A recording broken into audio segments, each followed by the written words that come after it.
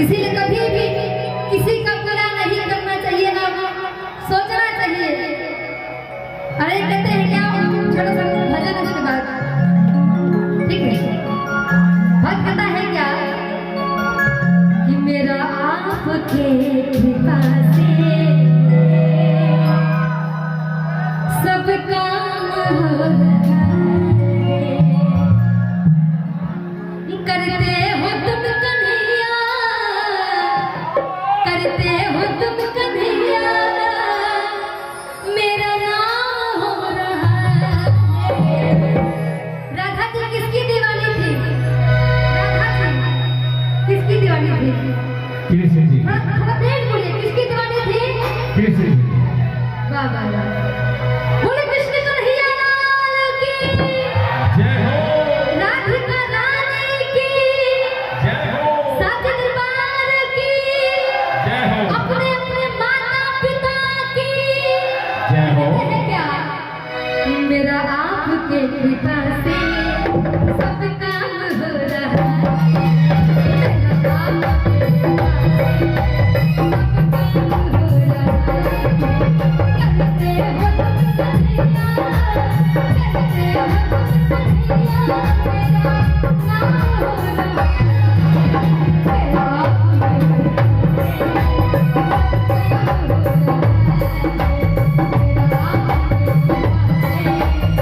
नाम हो रहा है,